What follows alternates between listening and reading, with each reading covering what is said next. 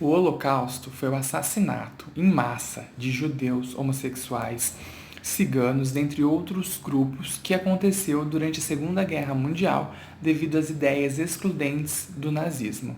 E para evitar que episódios como esse se repitam na nossa história, é que Augusto Curry lançou em 2012 esse livro, O Colecionador de Lágrimas, Holocausto, Nunca Mais. Cui dedica o livro às vítimas do Holocausto e também, sobretudo, aos professores de sociologia e de história, uma vez que ele acredita que só quando for dada ênfase a essas duas matérias na nossa educação é que nós formaremos um povo crítico, uma massa capaz de ser autônoma ou não autômata, ou seja, capaz de pensar através das suas próprias ideias, de capturar informações e ideias de outros e analisá-las e então tomar as melhores decisões, seja para a escolha de governantes, seja para como tratar, o outro no seu dia a dia. O personagem principal do livro se chama Júlio Verne. É um psicólogo que, após a realização do seu mestrado, sofre um acidente e fica incapacitado de trabalhar por 6 meses. Durante esse período, ele redescobre o seu gosto pelos livros de história, especificamente pela Segunda Guerra Mundial. Isso foi tão intenso que, depois desse período, ele resolve cursar História na faculdade e depois fazer um doutorado e se especializar em alguns atores e alguns aspectos da Segunda Guerra. De repente, alguns fatos intrigantes e estranhos começam a acontecer na vida desse professor. Vou citar alguns deles.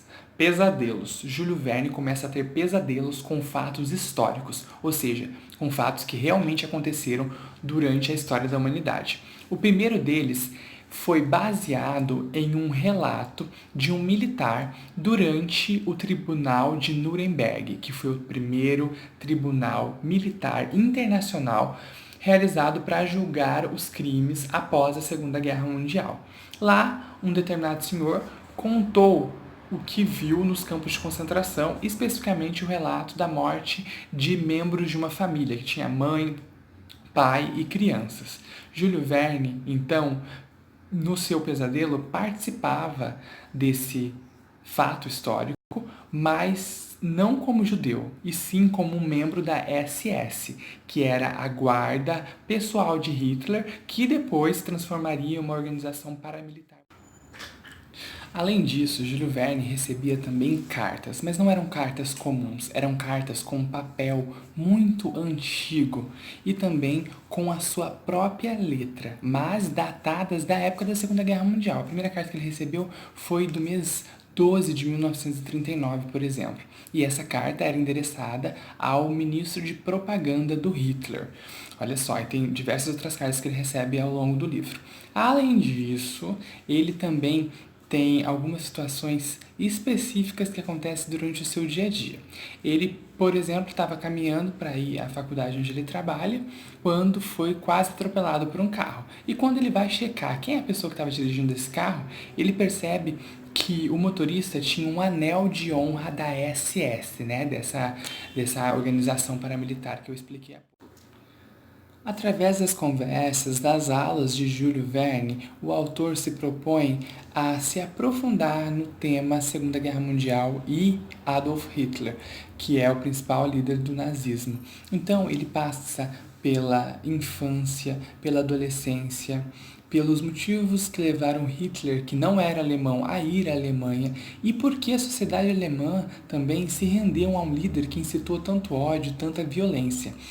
Dentre os fatores que ele cita no livro, eu gostaria de comentar sobre o Tratado de Versalhes, que foram as imposições colocadas à Alemanha pelos vencedores da Primeira Guerra Mundial. Então a Alemanha já estava devastada e mesmo assim ela sofreu sanções, e diversas imposições devido a esse tratado, o que fez com que a sociedade nutrisse um sentimento muito forte de vingança. Esse é só um dos motivos ali que naquele caldeirão fez com que Hitler pudesse ascender no poder. E tinham também as características de Hitler, que era uma pessoa muito ambiciosa, uma pessoa também que gostava de usar frases de efeito, tinha uma facilidade com a propaganda, Isso fez com que a mensagem dele de ódio percorresse caminhos maiores por conta disso. discurso e de uma forma diferente da que era usada até então.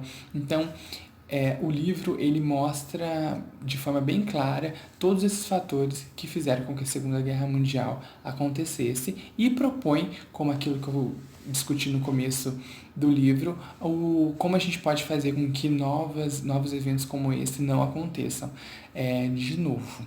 E vale lembrar que isso não é um assunto, né, antigo, porque em abril desse mês em abril desse ano de 2019, a gente se deparou com o nosso governo tentando descentralizar os recursos para as áreas de sociologia e filosofia, né? O que iria prejudicar muito ambas as áreas.